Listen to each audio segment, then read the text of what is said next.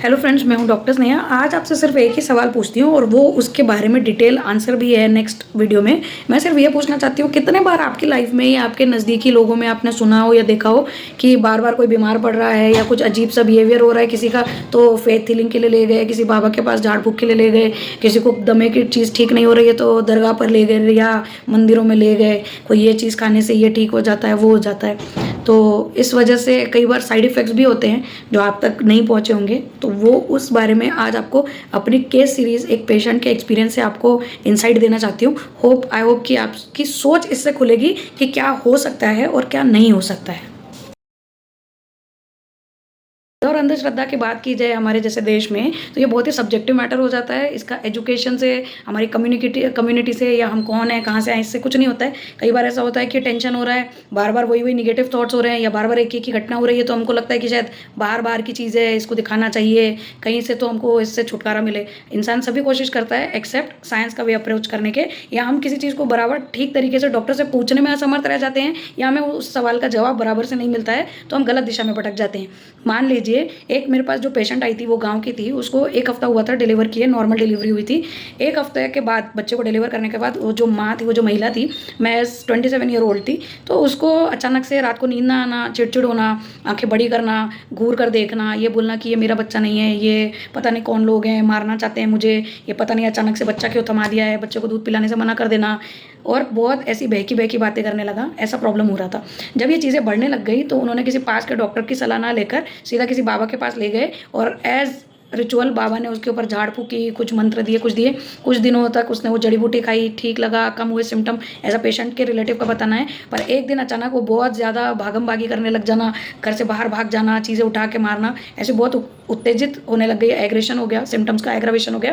तो जब ये सिम्टम्स वर्सन हुए तो किसी बाजू के डॉक्टर को, जीपी को, किसी को बुलाया उन्होंने, और उन्होंने बताया कि इसको तुरंत नियर बाय साइकेट्रिस्ट के पास ले जाइए, ये मानसिक बीमारी लग रही है, हो सकता है डिलीवरी के बाद होने वाली पोस्टमार्टम साइकोसिस की बीमारी हो सकती है, इसको तुरंत ले जाइए।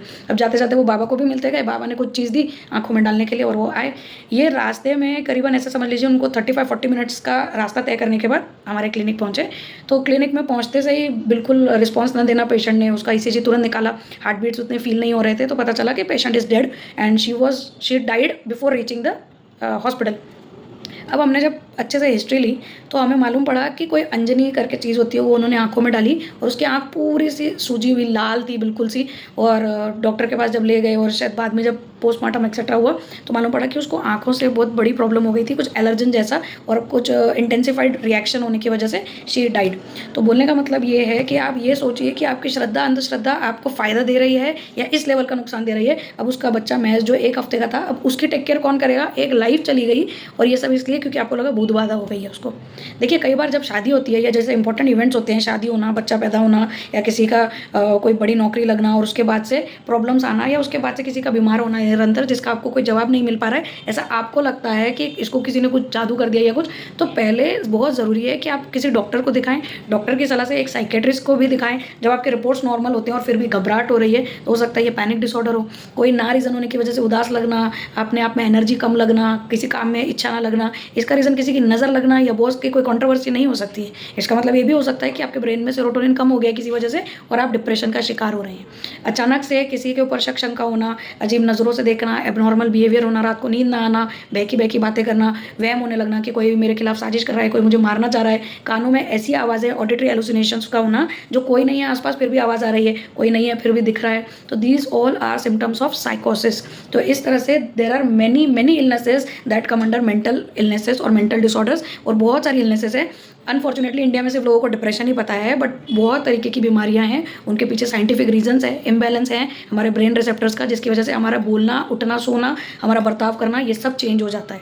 तो पहले डॉक्टर्स की सलाह लें, साइकेट्रिस्ट की सलाह लें, और फिर जाके आपको जो करना है भूत बाधा वाला एक्सेट्रा वो करें, क्योंकि अगर वो साइकेट्री प्रॉब्लम है तो वो बढ़ जाएगी। जो आप फेथ हीलिंग कराने जाते हैं ना, उससे प्रॉब्लम बढ़ जाती है। पेशेंट को ऑलरेडी मानसिक दिक्कत है, स्ट्रेस है, और आप उसमें एक और तकलीफ, एक और ट्रॉमा, एक और दिक्कत, एक और टेंशन ऐड कर देते हैं कि अरे इसको भूत बाधा हो गई है, इसको किसी की नज़र लग गई है एक्सेट्रा।